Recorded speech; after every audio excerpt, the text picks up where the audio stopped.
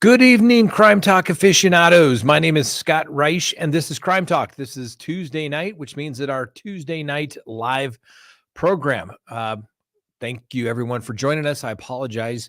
We missed last week because sometimes things come up in the practice of law. I'm trying to avoid that happening in the future, but sometimes that's simply just the way things happen in your day. One thing I love about being a lawyer is you never know what's going to happen. Some things I hate about being a lawyer is you never know what is going to happen. So we are here tonight, and we plan on being here every Tuesday night as well. I think we have a great show. There's a lot to talk about, lots of things breaking in the criminal law world today, so to speak. First, quick introduction for those of you who are not familiar with me. My name is Scott Reich. I am a practicing criminal defense attorney. I do primarily criminal defense, and going on my beginning January will be starting my 30th year doing primarily criminal defense. So I like to think I have a pretty good idea about, I know what I'm talking about. I think I usually get it right. Every now and then we do get it wrong. And guess what? I will be the first one to admit if I, in fact, get something wrong. And so as of today, I'm pretty much batting 1,000. The Adelson case, Donna Adelson case down in Florida, we were talking about that today's show. Why did the attorney just realize, oh, I have a conflict? Or, you know, the son's appellate attorney finally figured out he had a conflict. Unbelievable to me. And then we have the indictment. We have the indictment that I went through most of it today on today's show. The indictment for Sean Combs, a.k.a. Puff Daddy, a.k.a. P. Diddy, a.k.a. Diddy, a.k.a. PD, and a.k.a. Love. Didn't he have some other names too? Didn't somebody say, like, wasn't he Yeezy, or is that somebody else? I don't know. I don't know. I don't have any AKAs. I mean, I don't know. I guess, you know, some lawyers, they get like the strong arm, the bulldog. I don't know. I would just like to be known as the guy that gets it right, the guy that knows what he's talking about, gives it to you straightforward, and, you know, let the chips fall where it may. You know, the cases we talk about, I don't have any particular dog in that fight. If I did, I probably couldn't talk about that case anyway. But we do know a lot of the players, particularly a lot of the high-profile cases that have taken place here and across the country. I know a lot of these attorneys. I've dealt with them. So, you know, we know what to expect. So, like I said, we got the Sean Diddy Combs case today. And I also predicted that he would not be home for dinner. And as I predicted correctly, the judge did not decide to go with P. Diddy Combs' $50 million bail package that he thought was sufficient so that he could be released. He offered to turn over his passport, I think, which he already had done, but he agreed not to travel except somewhere on the East Coast. Apparently, he's in the process of selling his plane. He paid off his $48 million mansion just recently by paying off the balance of $18 million. Some little speculation there because the mansion is in Florida, whether they can actually get to it. And my position is, yes, they can. We're not talking civil judgments type of situations. Florida is obviously very debtor friendly. But you know, when the feds come for you, like they did in the Combs case, they have the forfeiture allegation, right? And if the feds, can show that as a result of committing these crimes, that money is dirty money, so to speak, they can come and take it. So P. Diddy, nice move. Thinking, oh, I'll just put up my Florida property so they can't take it. Certainly won't be able to get it, more than likely, for any civil judgments against him. But it just goes to show you, even if you have a lot of money, like P. Diddy, sometimes it's not just enough, so to speak. What can you do? Then we also have, and the case that I was going to talk about last week, but unfortunately something came up, I have here in my hands the some 83-page opinion as it relates to Linda Stanley. Now, for those who say, wow, where do I know that name? But why does it sound familiar, but I can't place it? Linda Stanley was the prosecutor in the Barry Morphew matter. She botched the whole thing up. She botched it, screwed it up. Okay. Barry Morphew, through his attorneys, filed a complaint against her saying that, she withheld evidence and did a bunch of other unethical things along with other people. And really what it boils down to is she went through a 2-week disciplinary hearing in front of the judge, disciplinary judge, and there was a panel of other attorneys that decided, whether she should be disbarred. And guess what? Disbarred. It goes in effect within 35 days. She can appeal to the Colorado Supreme Court, but for the most part, it's a done deal. After 83 pages, it's laid out pretty thoroughly. So I may like to go through that. I really think, and if everybody had a whole lot of time, I would just start reading this. Thing reads like it could be a made for TV show. Okay. Get a couple of I wouldn't say seasons, but at least a couple of episodes on it, on any Netflix kind of program. And I think what's also interesting is more interesting than the actual trial as the process that went through Suzanne Morphew. Obviously, Barry Morphew had the case dismissed against him, and it's pretty unlikely that the district attorney handling the case would refile based upon everything that's taken place. I don't think they'll ever be able to do it, short of some type of confession, which I don't see Barry Morphew doing it. He wouldn't do that because he's always claimed he's innocent. And unless somebody else was involved and they come forward, we'll just have to wait and see. But I think it's interesting after Linda Stanley got the notice that she was going to be disbarred, she sent out an email dated Tuesday, September 10th to her staff, captioned "The End of My Reign." This is from Linda Stanley to her staff. "I really thought the decision would have come either during the SADAC, which is the Colorado District Attorney's Council Conference, which is this week, or maybe even much later, but I was wrong. I just received the decision that I have been disbarred. In my opinion, this was the ultimate goal all along. Either force me to step down so the governor can appoint a Democrat or take away everything I have worked for. I am so sorry for any pain, disappointment, embarrassment, or shame that I may have caused any of you. I always tried to do the right thing no matter what. Please keep fighting the good fight." That was it. Needless to say, if you're disbarred, you cannot be the elected district attorney. And so the governor has a couple of options. Well, really one option. He has to appoint somebody. And this isn't the first time this has happened where DA has been unable to serve out their term. And then the governor will appoint somebody, usually somebody that supports him. And they'll do that. In this particular case, there is only one person running for the position of the district attorney's office. You would seem to think that that would be the person that the governor would appoint, but he doesn't have to.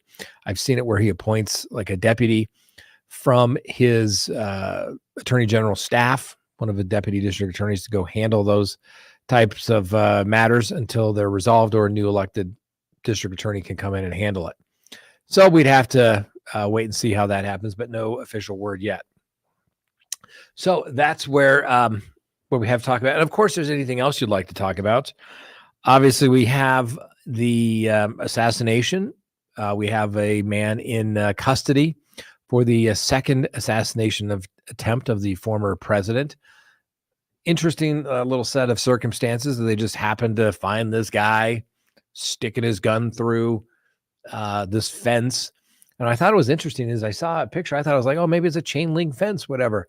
No, it's like a big wall of like vines. And apparently some Secret Service agent saw the gun barrel sticking through. It was an AK-47, and they took shots at him, and he fled.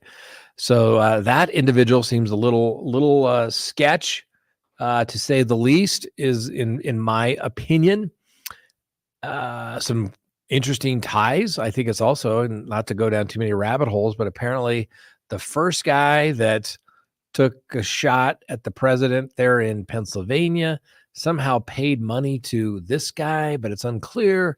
And, we're going to have to wait and see. A lot of this stuff, we have to wait and see as it kind of gets flushed out, so that we're not, one, going to get sued, but two, we don't want to put out false information whatsoever. So, and obviously we'll talk about whatever you'd like to talk about. I have not only on one computer, but another one out of the screen here, all of your comments. So we will try to answer those questions as well. Now, let me tell you something. Sometimes the comments go by really fast, and when I start getting into the zone and start talking, it is tough for me to pay attention.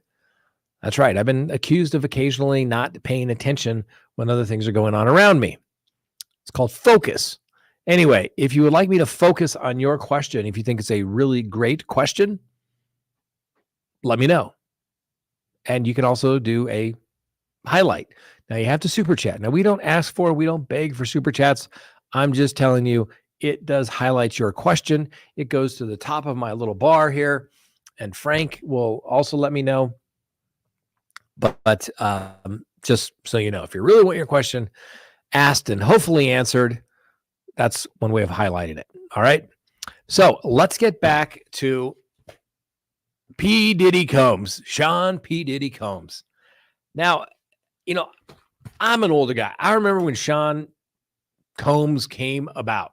He was Diddy, right? Or P. Diddy. And then he became Bad Boy Records. I mean, he's been around forever, it seems like. And now he is now in the same correctional facility, the federal detention center there in Manhattan, the same place where that guy named Jeff resided. And, you may recall that guy named Jeff was also accused of very similar types of charges. Now, he wasn't charged, that guy named Jeff wasn't charged with racketeering, but he was charged with very similar acts that Mr. Combs is charged with in his indictment, which included transportation to engage in prostitution, sex trafficking by force, fraud, or coercion. And coincidentally, that guy named Jeff also hung out with the rich and powerful. I don't know if you Google photos of Sean Combs with famous people. He has pictures with everybody. I wonder how many of those people went to his freak off parties. Yes, freak offs, as what they are described in the indictment. Okay, so now we got to know how many people were going on in the freak off parties that he was having. They were elaborate and apparently produced sex performances that Combs arranged, directed, pleasured himself during, and often electronically recorded. Wow. Can you imagine what was on those computers that he seized, that the government seized of his? Wouldn't you like to know? I wonder if we're ever going to get to see those videos. Probably not. Kind of like the guy named Jeff and all his videos that they had in his house. Even though he's dead, we just can't see those. Nope. We're all too stupid. It's too sensitive. We couldn't understand. We couldn't possibly comprehend the implications, the privacy implications of everything that has taken place, and we just could not do it. Nope. Couldn't handle it. Americans, we just can't handle it. We're all too stupid to be told what is going on. Okay, got a question here. What is going on in Utah? I have leaked 3 different local news stories previously in chat. Maybe we can discuss them in Patreon. We can go to the Kobergers first, but yes, we'll talk about this as well. But thank you, Taizara. Hopefully I got that correct. I think I mispronounced that once before, but I think that's case. Thank you for the super chat. $10 super chat. We'll definitely we can always talk about Koberger as well. A couple of interesting things there as it relates to the judge. But back to old P. Diddy. So he was having these freak offs, and he was everywhere. He was in the Hamptons. He was on Nantucket. I think it's in Chappaqua as well, right? There in New York, where he always had these white parties that everybody wanted to go to P. Diddy's white parties. I wonder how many people. You think there's the pucker factor going on right now there in Hollywood or New York of all those people thinking, am I on video doing something that I would be embarrassed of doing or seeing on the front page of the New York Times or maybe being played on CrimeTalk?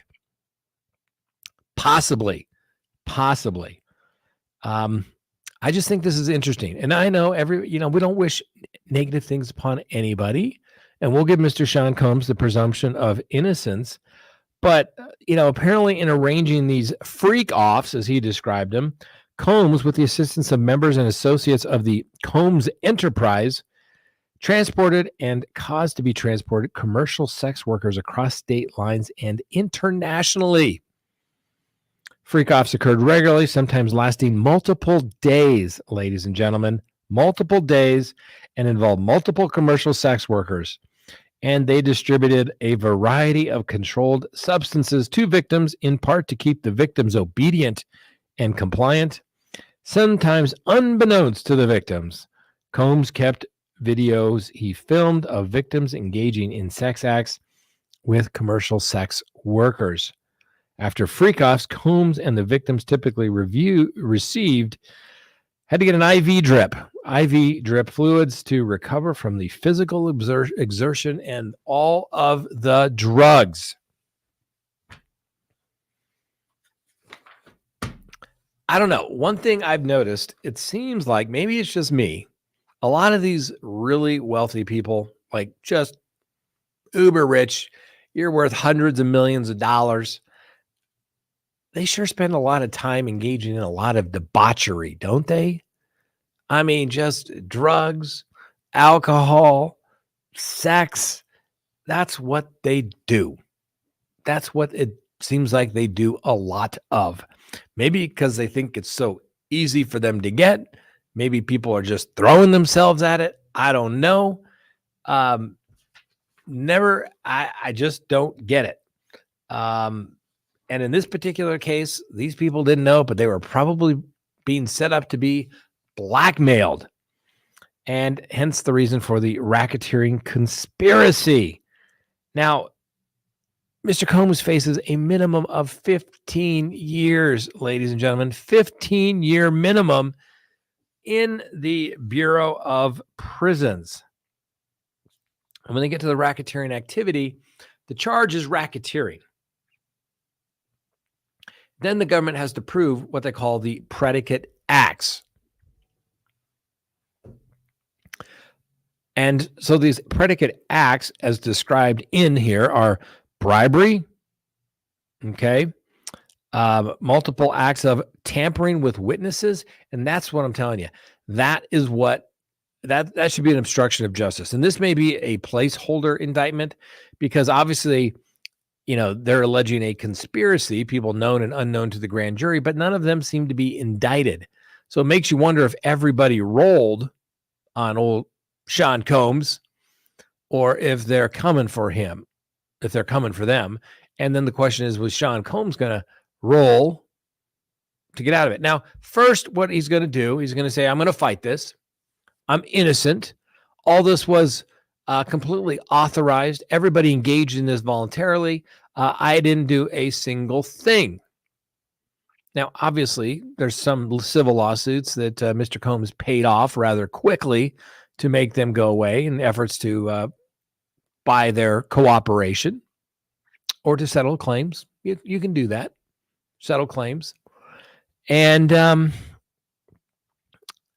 it looks like to the government what they're alleging is there's tampering with witnesses, victims, and informants is what they allege in their indictment. And then there was also multiple acts of violations relating to the transportation and inducement of travel for purposes of prostitution and other illegal sexual activities. Other illegal sexual activities. That would usually mean something involving minors. Just throwing that out there, ladies and gentlemen, because generally people engaging in intercourse that are above 18, not illegal, unless, of course, they're being forced or coerced or held against their will, or they're underage. I don't know. You would think, and obviously I'm not old Sean Combs' attorney, but I'm sure his attorneys are going to come out here and say at some point, he's innocent.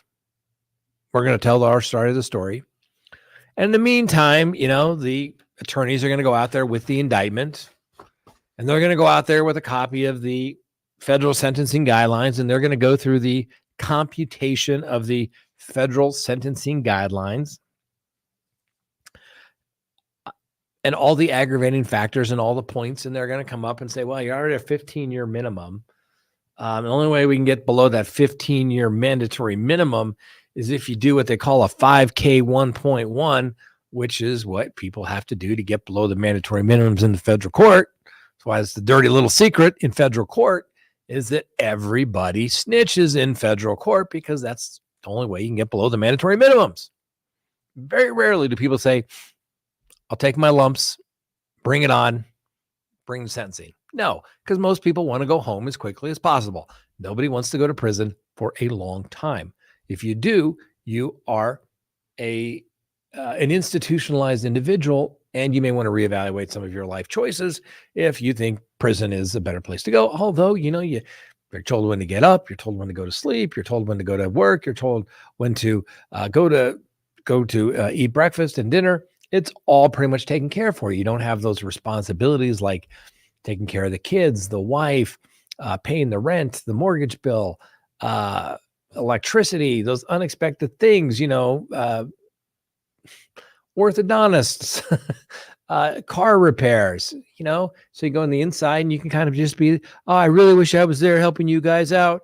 Oh man, this is so unfair. Oh, that's what the institutionalized person does. But then they realize that suddenly they stop taking the phone calls because they know you're just going to ask for money. And, what are you going to say? Hey, how was your week? Oh, we did the same thing we did this last week. Oh, okay, great. So anyway, so his attorneys are going to go in there eventually going to say, hey, man, we got a problem here. We're going to have a lot of witnesses because the prosecution is going to turn over their witness list. And there's going to be a lot of people that there's probably going to be a protective order. So nobody can have contact with him. They're going to be monitoring old Sean Combs' communications, right? We've talked about this. He's going to be freaking the F out because for the last 30 years, Sean Combs has done whatever he wanted to do. He's always got away with it. So why would he think this time would be different? Well, I guess there's always that chance, but I'm telling you, after doing this for almost 30 years, he's probably going to take a deal. We'll have to wait and see, but it's early. Like I said, we'll give him the presumption of innocence. Who knows? Maybe this was all just a big misunderstanding.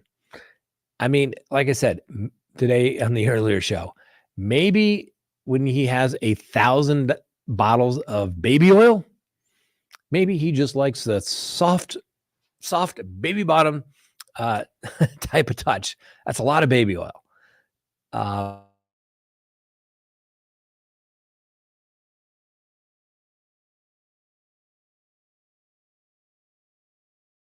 But I think that he has always escaped a felony conviction. So having firearms shouldn't be a problem for him. Otherwise, he would be charged with a previous offender. He's not. But like I said, this could be a placeholder for the feds as well. And there could be a superseding indictment, which could add charges. But like I said, I've said this many times before. I haven't said it yet tonight, but the threat of imminent incarceration tends to break the bonds of loyalty. You know, I would think Sean Combs would be thinking, hey, where are all my friends? And I would say, Mr. Combs, you are going to find out who your friends are and who your friends are not during this time of need. All those rich and powerful friends that wanted to be invited to your parties, maybe because you had all the good drugs, maybe you had all the good prostitutes, right? Old Sean Diddy had all the good hookers and blow, apparently, right? Everybody wanted to be at his parties. I wonder where all those friends are now. Did they write a letter of reference or character for the bond hearing? No, I don't think they did. Not that it would have mattered, given the mandatory minimums in this particular case, the risk of flight, the tampering with witnesses. There's no way in heck that magistrate judge was going to allow Sean Combs to go out. Now, Sean Combs and his attorney can appeal to the district court saying, the magistrate abused his discretion under the Bail Reform Act. And then the district court judge can be the one to say, well, we could probably let him out with $50 million. I don't think that's going to happen, though. I don't think that's going to happen. When you have mandatory cases like this, there's a presumption that they are a flight risk and you are a danger to the community. It's the defendant's responsibility to overcome that burden. And obviously he did not, hence the reason for his detention. So, all right, we'll leave it at that. Let me see if there's any questions that Sally. No, he had handlers. They prepared his palace. He didn't have anything to do with it. In fact, they handed the briefcase full of money to him. That's right. It's like I said, you really shouldn't wish bad things upon people. I don't know Sean Combs. I got nothing against Sean Combs. I really don't. But, what have we said? How many times have we said it again, ladies and gentlemen? There's two types of people in the world, those that are humble and those that are about to be. Can you imagine a guy with this kind of wealth? Obviously, he thought he could have anyone he wanted for his own sexual pleasures and desires. And if not, I guess he could pay for it, which apparently he did too. But he probably had people throwing themselves at him. But yet he still had to do all this, allegedly. And now he's looking at spending the rest of his life in prison because of it. I don't know. I think he's been humbled. He is even selling his plane to pay for expenses. Now, when this case first broke that they raided his house earlier in the year, I was like, Sean, call me. Should have called me. I don't know. Maybe his plan was if he stuck around, the judge would let him stay out pending bail, pending a trial in his case, out on bond. Was that his thinking? I mean, I don't know. Can Sean P. Diddy Combs disappear and not come back, not have his money frozen, anything like that? Then he would certainly look guilty. But he's got problems. He's got real problems. And now he's going to the same detention facility as that guy named Jeff. So if I was his attorneys, I would demand that the correctional officers there for the Bureau of Prisons get a good night's sleep so they don't fall asleep, and make sure that all the batteries are replaced and all of the cameras that are going to be monitoring Mr. Sean Combs so that he does not get Epsteined, so that he does not get suicided in his sleep. Because I can imagine the people that are worried about what he could potentially say. And I guarantee you right now, I've been doing this for a long time, ladies and gentlemen.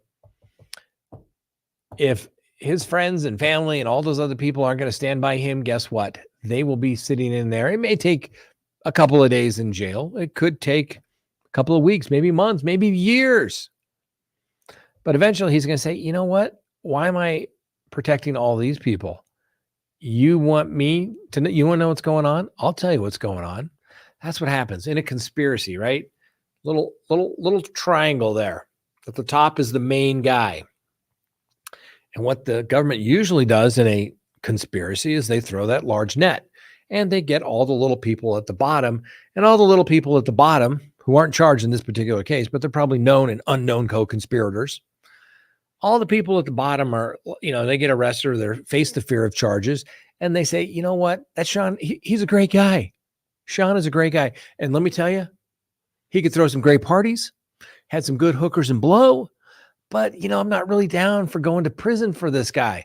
I just went to a couple of parties. Maybe I saw a couple of freaky things at his freak out parties, but I did not do anything wrong. So let me tell you about all the freakiness of Sean Combs. And then they start working up the ladder, right? Maybe I didn't get to hang out with Sean as much as I did, but let me tell you about this other freaky guy or gal that was doing all this freaky stuff on the ladder. And so then they all start rolling against the guy at the top of the pyramid. And the guy at the top of the pyramid, he gets all these reports, or he reads all these reports through the discovery process, and he gets pissed. He gets so upset. He's going to say, you know what? These guys are lying. They're exaggerating. This did not happen. And they're rolling on me. Screw them. I'm going to go in and talk to get myself a better deal, get below those mandatory minimums. I need that 5K 1.1. And I am going to tell them what really happened and what was really involved. And let me tell you about all the people the government doesn't know about. And let me tell you about my secret stash of freaky videos that I have stashed somewhere. Referring to Sean Combs, right? And the government's going to say, oh, please tell us more. Tell us more. What do you have? Did you ever use any of that to blackmail anybody? Well, yeah, I did. And since I'm here in a 5K 1.1 and I got my proffer letter where I'm king for a day and it can't be used against me, I did. And let me tell you what I got out of these people when I blackmailed. They would give me anything I wanted. And then it all starts. And so the government just has to sit there and wait. They get the bottom people at the bottom, whether they're cooperating witnesses. Nobody's been charged with Sean Combs yet. So they probably already talked. And so he's going to want to set the record straight. And guess what? The government just has to sit back and wait, and they do it. And it's a should be a multi-co-defendant conspiracy case. And everybody knows the first one in gets the best deal. They're the ones that set the standard. They're the ones that set the bar as far as who is going to get the best deal. General rule of thumb, ladies and gentlemen, they don't teach you this stuff. They don't tell you this stuff when you read it in the newspapers, all right? Multi-co-defendant, conspiracy, racketeering, you name it. It's a conspiracy. They just haven't named anybody yet. First one in gets the best deal. Some of them maybe got a pass because of it, because Sean P. Diddy Combs may be such a bad man that they were coerced to do it. As mentioned in here, that a lot of these people thought that they had to do it. Otherwise, their job, their career, their fame would all go away. So therefore, they had to go along with it, i.e. duress. And so there you go. That's the way it happens, ladies and gentlemen. Multi-co-defendant case there. All right. I'll look at the comments, see if anybody has any comments about that. But what prison does he go to? Lorraine wants to know. We don't know yet. Assuming he is convicted, whether through a plea or going to trial, it depends on where he would go. It depends on his classification. It depends on his length of sentence. It depends on how many points he has. There's guns. Oh, not going to be at a camp real soon. Sex trafficking. I don't know. It could go a facility where there's that could potentially carry registration as a sex offender as well. Lots of bad things could be happening to Sean P. Diddy Combs. And I'll be curious to see how many family members stay there. I'll be curious to see how long the lawyers are on board. I mean, let's face it, a New York City lawyer is probably charging $1,000 to $2,000 per hour, ladies and gentlemen. How long is it going to take to have 3, 4, 5 attorneys plus associates, paralegals, billing at that rate. Man, next thing you know, you start talking a couple of $1 million real quick. And apparently he used a lot of his cash to pay off his home, so it can't be touched. So is he going to sell the home? Well, then it's going to be subject to creditors. Going to get tricky. Sometimes, they try to outsmart everybody and they wind up not doing such a great thing. Did Sean Diddy party with Will Smith? I don't know. We'll have to wait and see the pictures come out. Where are all the people saying that he free Sean Combs? Free Sean Combs. How many people are saying that out there? Or do we maybe all kind of know when the allegations came out? And certainly the video, right? Let me see a show of hands. Who here has seen, or who hasn't, I guess would be a better question. Who has not seen the video of Sean Combs beating up his girlfriend in the lobby of a hotel? I think it was in LA. Not good. Not a good look for Mr. Combs, where she literally is running down the hallway, tries to get to the elevators. He comes down in a robe and starts beating her, smacking her, dragging her, pulling her by the hair to go back. And then what does Sean P. Diddy Combs do? He goes to the hotel management, or his fixers do, and they pay those people off so that it doesn't get released to anybody. Oh, but then somebody said, let me release this. I have it. Ooh, not good. Clearly a little tendency towards violence. If he does that in open public, imagine what he could possibly do. Imagine what he could possibly do when he really feels emboldened behind closed doors. Could get really, really ugly. All right. Sean Combs, we talked about that. Let's talk about Brian Koberger. We did a story about him the other day. He, unlike most criminal defendants, he gets to travel the VIP route from Latah County, there in Moscow, Idaho. He gets to hop on the Idaho State Police officers, State Police Forces, King Air, to take a little private jet travel, because that 300-mile drive, the one that everyone thought was so horrific. 300 miles to go to Ada County. Such a burden. They transported Brian Koberger to Ada County, there in Boise, for a little hour-long trip via private jet. Now, I get that when he went across country from Pennsylvania back to Idaho, that made a lot more sense, right? A lot of people were following the story. Can't have Brian Koberger traveling commercial. Certainly can't have him coming back on one of those little vans that, could take a month to get him across country. Can't do that. So I get it. And at the time, he was the biggest story in the country when he got arrested back in December of 2023, right? And, but now you would think he would enjoy the ride. I mean, I guess this is probably the last time he's going to fly on a plane, unless they transport him to another facility after the trial. I mean, that's assuming he gets convicted. Obviously, we'll give him the presumption of innocence, which he's entitled to. But how many other prisoners would like to get transported that way? Seems like a little bit of special treatment, doesn't it? But I think the even greater issue here is that if you look at our video from Monday, we talk about the new judge, which I think is very, very interesting. Now, normally what takes place, and I'm just speaking from my personal knowledge and experience, I'm not going to say I know specifically how it happens in Idaho, but it's very similar from what I can tell. When there's a change of venue that has been granted, usually the judge then usually has to submit the order for the change of venue to the Supreme Court. The Supreme Court will then decide where they're going to have the trial because of the change of venue motion. And that's what the court did. The Supreme Court said, we're going to have this in Ada County. Seems to make sense, right? Judge didn't say, I'm going to do this. He just says, change of venue. We'll see where the Supreme Court sends us. Everybody knew it was going to go to Ada County, except maybe the prosecutors in the case who fought the change of venue from the beginning. And I get it, but at least you could do is, at least put up a fight or just confess the motion. Just be, you're right. You're right. We believe that he cannot get a fair trial in Latah County. We confess the motion. That's what they could have done. They didn't even put up a fight.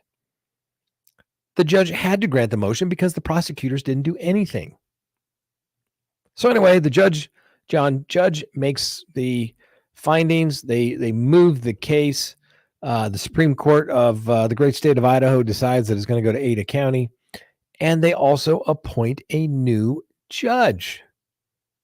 Now, this is where things get interesting to me. And I don't profess to be an expert on Idaho law at all.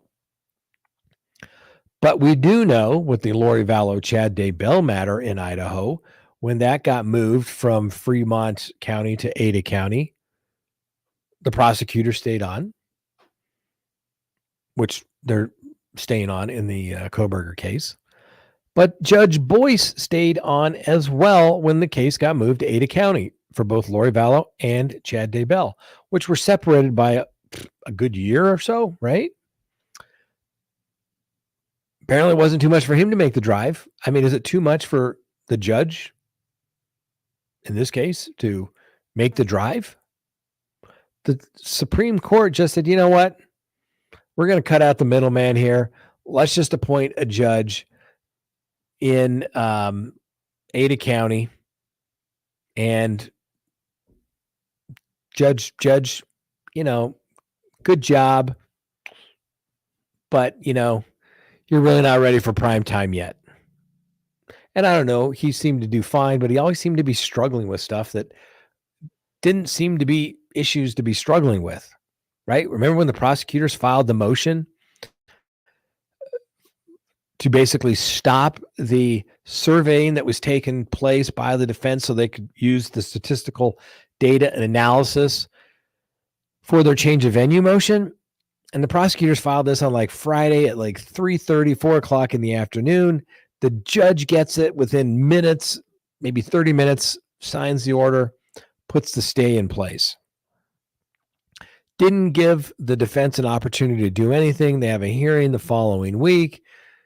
And, he's like, oh, you don't realize how serious this is. Oh, my goodness, this is terrible, terrible, terrible. And ultimately, he reversed himself because he found out that you can't stop the defense from doing their job.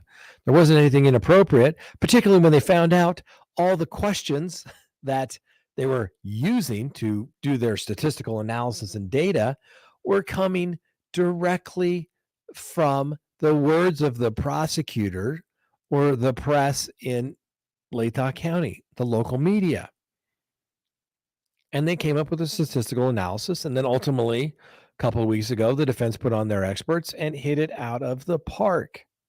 And I'm not saying I'm rooting for the Koberger defense team, but I'm telling you, Ann Taylor, I think is her name for the Koberger lead counsel. She's good, ladies and gentlemen. She is very good. And every time she has shown up and she has had the burden, she has had her witnesses ready to go. She's had her questions ready to go. She is streamlined and she is kicking the butt of the prosecutors. She did it when the judge stayed the proceedings. She's like, oh, hold my beer.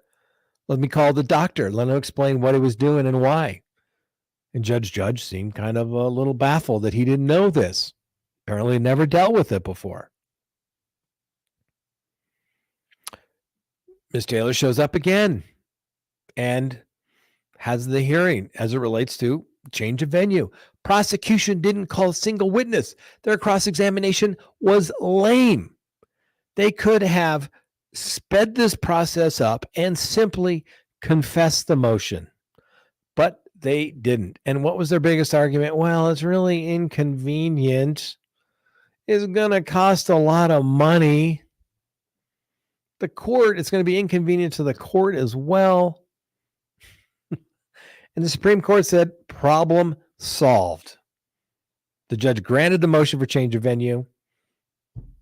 He goes, Supreme Court justice says, we're going to Ada County and we're giving you a new judge. And I don't think anybody's going to file anything to recuse this judge. Apparently in Idaho, you get some sort of right of first refusal on the first judge, but there was something explicitly in there that they couldn't unless there was some, real basis for it. So I don't think that's going to happen anyway whatsoever. So now we have a new judge. We're going to get things going here again soon. And hopefully we can have a trial, which is obviously set for next summer in June of 2025. And so it'll be interesting. Let me just pull something up here. If we're going to, have a status conference, hopefully the judge is just as good about making it available online to all of us, because I think that provides legitimacy, openness, and fairness for people to make up their own minds versus only getting information from people that have the time to go take off and sit in an actual courtroom in Idaho.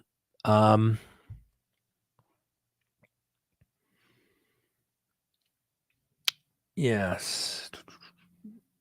So the Chief Justice, Richard Bevan, signed the order that the venue for all the further proceedings in this case are transferred from Latah County, 2nd Judicial District, to Ada County, 4th Judicial District. It is further ordered that Judge Stephen Hippler shall be assigned to this case and may not be disqualified without cause pursuant to the Idaho Criminal Rule 25A 9C.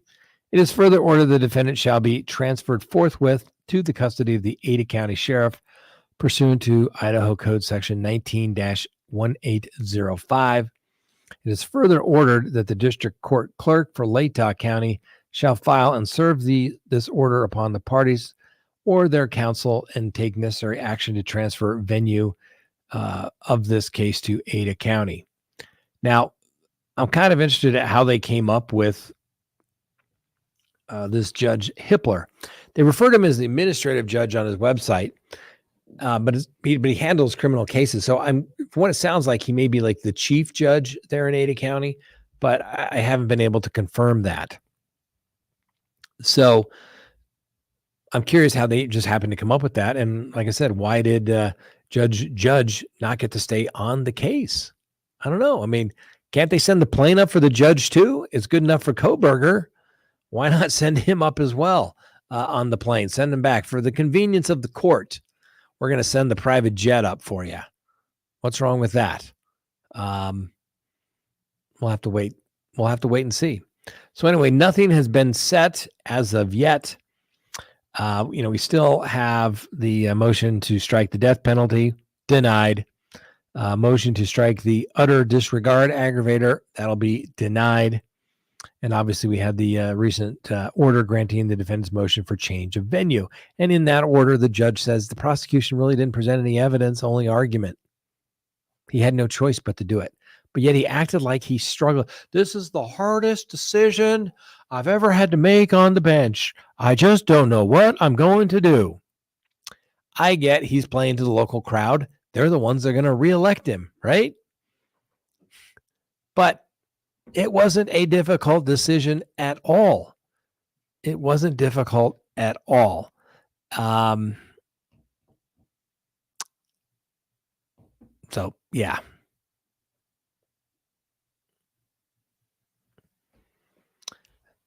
Let's see here. Somebody's talking about, I am considered an aficionado, plus I'm a Patreon too. Thank you, Ruth. Appreciate that. Never been gifted a membership. I don't know, Ruth. Let me look into it. Let me see how we do that. I'm not sure. But I'll ask Frank. He just stepped out here of the CrimeTalk studios for a second, and we'll take a look. I just saw that.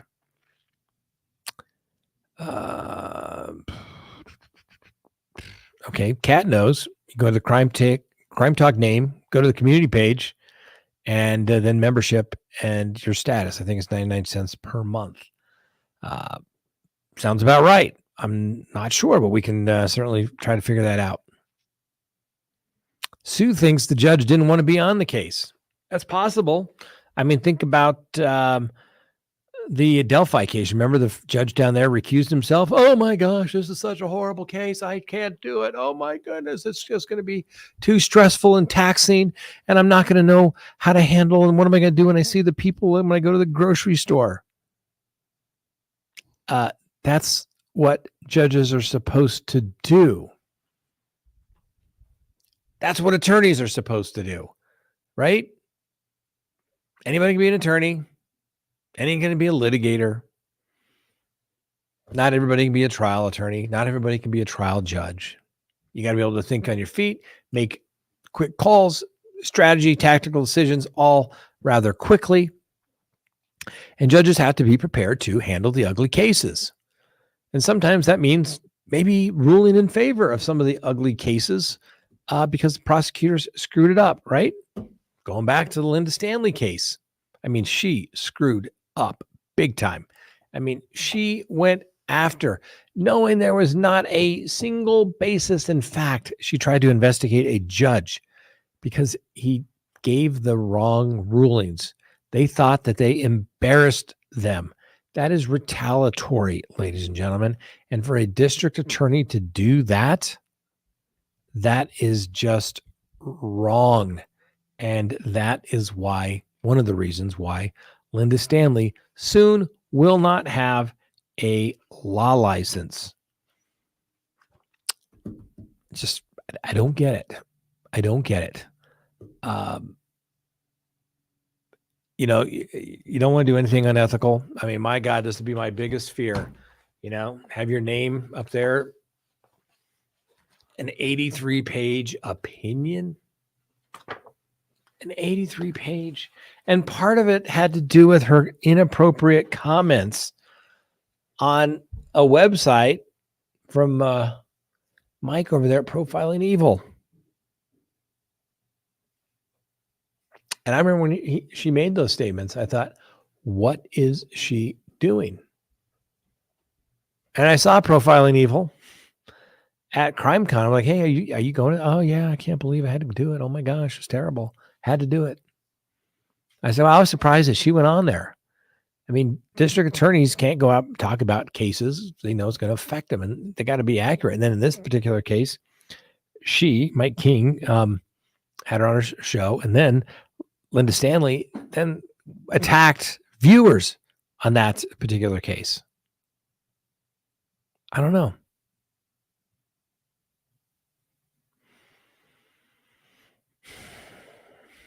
Hi, Pamela. This is the other Scott. That Scott is live in the New Jersey area. Nope. I don't know who you're talking about. I'm Scott from the Denver area. Hopefully you're enjoying our show better. What happened to the quick trial rights for Mr. Allen? He's been in prison for how long? A little over 2 years. But remember, he waived speedy trial several times. One, so he could have his attorneys do the case. Then he had to do it again because the big screw up on the length of time. And we're set for a trial. Gosh, Frank, when does that start again? Is it November? October, I think. His trial's supposed to be in October. Of course, there won't be any cameras, which I think there should be. And that's referring to the Richard Allen case, the Delphi homicide. Let's see. I wonder if Barry Morphew would have been in prison had that been better handled. Well, he couldn't have gone L.A. Or is it law or L.A.? I'm sorry. But he couldn't have gone to prison. We don't hold people in prison pre-detention. You have to actually be serving a case to go to the Department of Corrections here in the state of Colorado. He'd never been convicted of any felony. If he hadn't bonded out, he would have remained in custody in the county jail. So it's an Indiana thing where they can put him there for safekeeping, which I can't imagine prison would be any safer than a county jail. Let's see here. Scott. I saw a video of the family of the girls. They were practicing Odinism. That's where they got all that. The family attracted evil to their home. Could this be used, or was this already said? No. For the most part, no. Nothing's coming in on that whole Odinism thing. Let's talk about Richard Allen. Richard Allen. I really had high hopes in the Richard Allen case. As you know, he got a couple of attorneys. They start off really aggressively and really kind of butted heads with Special Judge Francis C. Gull. And things kind of went downhill from there. There was some information that was released from the attorney's office by a former employee of one of the attorneys, unbeknownst to the attorneys. And it got sent out to somebody, and big brouhaha. The judge basically said, "You're incompetent. I'm firing both of you. Resign, move to withdraw now, or I will fire you both on the record and you won't like it." So they withdrew, little shell-shocked, and they appoint new counsel for Mr. Allen. Then the original attorneys say, "Hey, judge, you can't do that.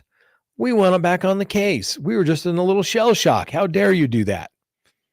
Needless to say, the judge denies it. It goes to the Indiana Supreme Court. Supreme Court says, "Yeah, we're not going to rule in favor of all your other stuff, but you're right. Mr. Allen has a right to these attorneys. The court didn't make a sufficient record on the record. Therefore, he gets his initial attorneys back." So he waives speedy trial because they need more time to prepare. They go through this incredible Frank's motion. I've got it right over here. It goes on and on about how it would be impossible for a single person to have killed any one of those two girls, Abby or Libby. Couldn't have happened. It's actually very interesting. I think it would have made better cross-examination than it would for a Frank's hearing. That's more than likely going to be denied, but I get it. It's a serious case. We got to put everything out there. All right. And each case is different. I get that. All right. I swear some of the best cases I've ever done, like homicide cases where the client has been walked out that door. Less is more. Less is more, ladies and gentlemen. But everybody always tries to be cute, and they're going to think the law is going to save us. No, the law never helps. The law is never written in favor of the criminal defendant. The case law is not in favor of the criminal defendant. Yes, you have constitutional rights, but it doesn't mean all the other stuff has to go along in your favor. In fact, most of it is bad. Trust me. I've been losing motions hearings for decades and then winning on appeal occasionally. Okay. But it comes down to facts. Who can find the better facts? All that stuff that those attorneys for Richard Allen put in there, and they can still do it. They can still do it. Just keep out the Odinism, but the impossibility that this could have been done by one particular person, and they can go into all this other ritualistic stuff because guess what? The jury's going to know about it, and it's going to be in the back of their head. I mean, unless these people in, Indiana have been living under a rock, which is possible, which makes them qualified to be a juror, they're probably going to know about the Odinist stuff. But they gave it all away. And now the judge says you can't go into it, but we'll keep this little sliver open just in case there's something that comes out in trial. Maybe it'll still be there, but for now, I am denying the motion, or actually granting the motion for the prosecution, their motion in limine, saying exclude this particular evidence that there was this alternate suspect. You can't prove it. That's the problem. That's the problem with alternate suspect, unless you can actually show that there's somebody who's engaged in this type of activity before, not just other, kind of people just diddy bopping around in the neighborhood. There just maybe happen to be an Odinist, right? You got to be able to put them in the vicinity of the crime. And unfortunately for Mr. Allen and his attorneys, the one person that put him in the vicinity was himself. How many times have we said it, ladies and gentlemen? The defendant's own words usually come back and get them in the end, right? They would have arrested this guy back in 2017 when all this went down, had some nincompoop at the FBI not misfiled the paperwork of the guy that fits the general description of the guy on the video taken by the young ladies saying, go down the hill, where he goes and talks to them and says, yeah, I was just happened to be in the area. You know how it is. Just taking that Sunday stroll without my wife and kids on this bridge, this little hiking trail. And somebody misfiles it, misclassifies it. And as soon as they kind of regroup and say, all right, we've got all these leads, let's just start from the beginning. Oh my gosh, what do we have here? Richard Allen. Fits the general description of the guy that was allegedly on the bridge. Well, that's funny. He said he was there that day. That's funny. And then they have some information they don't know about, that they have a round that's been chambered in a gun that somehow is ejected onto one of the bodies or near the bodies. Anyway, the police go get a search warrant. What do they find? They find a gun. They say the gun, based upon the strikings on the bullet, comes from that gun, which means he had to have been there. He put himself there, and they get an arrest warrant. And then, if that's not bad enough for Richard Allen, he allegedly confesses to everybody and his brother while in custody. He does it to his wife, allegedly, his mother, allegedly. He apparently talks quite freely, although the defense would say that it was in a distressed mental state, that he was maybe babbling about this crime. But generally, most people don't go off and start confessing to crimes that they didn't do unless they probably did it. I mean, don't get me wrong. We've all had the, false confession stuff. I get it. It happens. But usually there's some trickery involved by the prosecution, some threat of some type. But he apparently was put in the, Department of Corrections there in Indiana for his own protection. He didn't like solitary confinement. They broke him after a couple of days, where he started, I did it. I can't believe what I did. Allegedly. And all those statements are going to come in. It'll be up for the jury to decide whether those were knowing, voluntarily made statements of Mr. Allen, or whether they were somehow coerced from statements from a madman. Not good facts. And like I said, I have nothing against Richard Allen. I was kind of hoping it was going to be a good knockdown, drag out trial. I love to see good lawyering. We love suspenseful stuff. But this case has kind of crumbled for the defense in their waiting process. And I get it. I've waived speedy trial many a time because we needed more time. I'm not throwing stones. I am not. But I'm telling you, I have 7 cases of homicide where I've walked the person out the door. And I would say probably 85% of those have been when we did not waive speedy trial.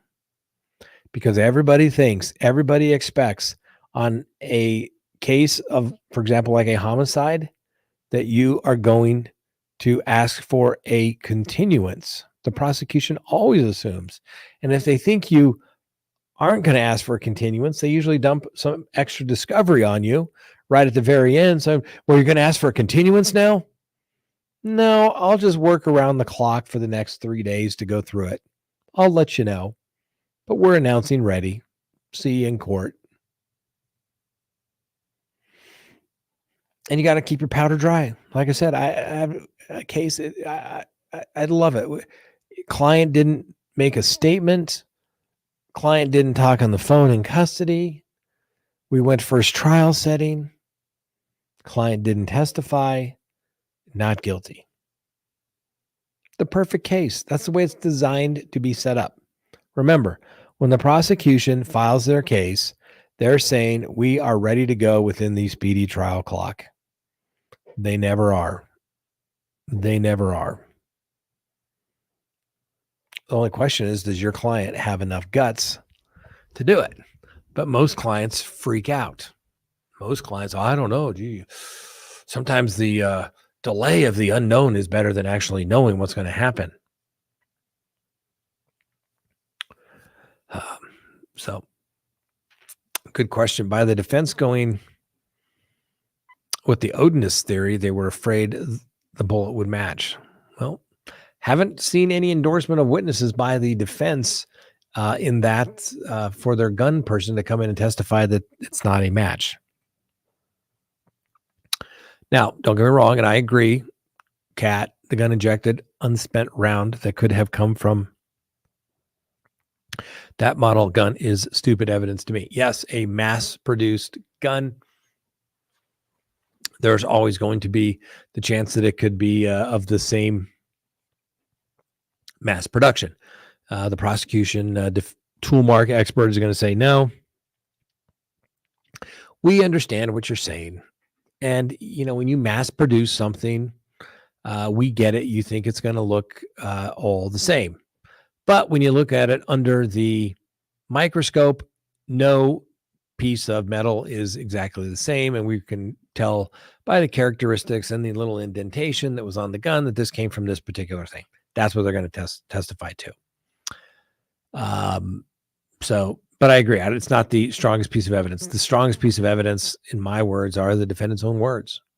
And it never ceases to amaze me why people that confess think that, well, I'm just going to tell the jury that I lied. You can't trust me. Okay, so let me get this straight, Mr. Defendant. What you're like to go with, even though you've got this confession. I mean, don't get me wrong. I've done false confessions. I've hired experts on false confessions. But what you're going to tell the jury is, I lied the first interview to the police, but trust me now, I'm telling the truth this particular time. Alrighty then. Yes. It doesn't usually play well in front of the jury unless you can show that you were somehow being beaten up by the police. Not going to happen. Very, very tough. Very, very difficult. Yeah. All right. Can you believe how quickly our hour goes by? I swear, I don't know. We need to do this like 3 hours a day. Every day. Maybe not at night, though. Maybe like during the day. We could have our little call-in show. Jen T wants to know, why haven't we seen the DNA evidence yet? I'm assuming we're talking about the Richard Allen case. Well, I'm sure it'll be coming up at trial if they have it. Now, if they had good DNA, don't you think they would have tried to match it early on? We'll have to wait and see.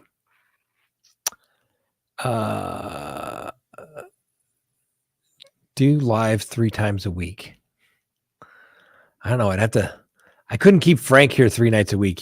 His lovely wife and kids would probably not appreciate that. 1 time a week, I can get away. Gun person expert arrested. Did I miss that?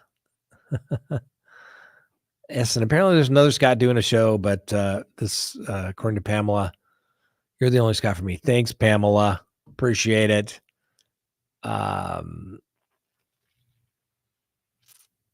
Unspent means not fired. Just means run through the gun.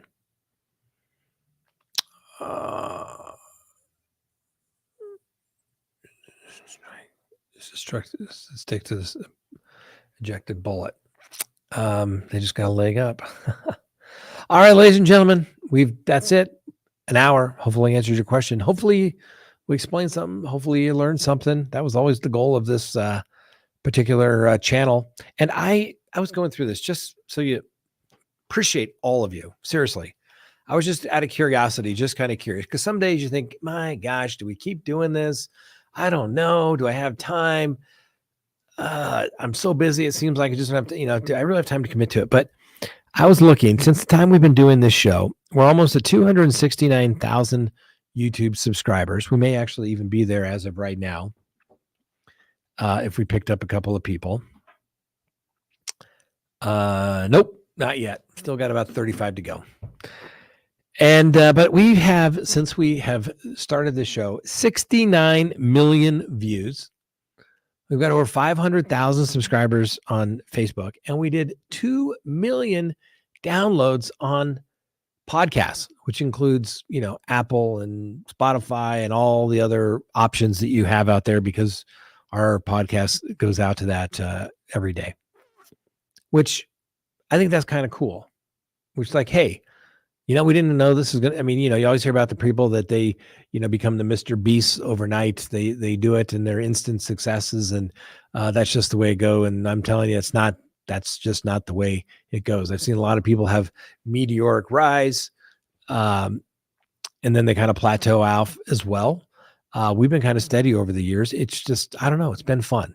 And appreciate all of you taking the time to watch, listen. Hopefully you enjoy it. I sure do. I have a lot of fun doing it. And whether it's preparing for it or doing the lives, frankly, the lives are probably the most fun. And also the Patreons too, when people can call in and we talk to them and you really get to know them. And then our Patreon people, it's really, it's interesting how people have become so close. They have become friends. It's very, very cool. Nice fish, Scott. Thanks for the live.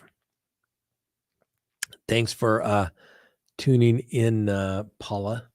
Do we have that fish picture real quick before we go, Frank? I don't know if that's something we can pull up. Frank says 1 second. Frank, the hardest working man in show business. He's the producer. He's the editor. He's the technical guy. He does just about everything that we need to do. So we appreciate that indeed. So that's always very, very, very, very good as well. But we went fishing. The lovely Miss Kristen and I went fishing. I didn't put up a picture of Miss Kristen's fish that she caught that I think was probably just about as big as the fish that I caught. But she doesn't like to be in front of the camera, even though she's the most beautiful woman in the world. Just saying. Anyway, I caught this fish, and the guy that we were with thought for sure that it was the biggest fish he's ever seen in his life. An estimated probably 24 inches. Let's see, is this the picture? Here's the picture. Here we go. Look at the size of that fish. Look at the size of that net. Seriously, it's like 2 feet long. And look at that fisherman there. Out there fly fishing, ruggedly handsome, good looks. He's got his appropriate fishing hat on, with his appropriate Orvis fishing shirt on, with his Sims fly fishing vest, with his Sims waders out there in the beautiful Platte River up by Bailey, Colorado on some private water. Amazing. And it was a good day fishing when you stop taking pictures of the fishes and you stop counting how many fish you actually caught because they weren't as big as this guy here. Look at that fish. Now, of course, we didn't keep it. We put it back in. It's all catch and release. So there you go. All right, ladies and gentlemen, I want to thank everybody for watching, taking the time. Do truly appreciate it. We'll see you next time. And the Constitution matters. And if you're a Patreon member, we'll see you there in about 5 minutes. Bye.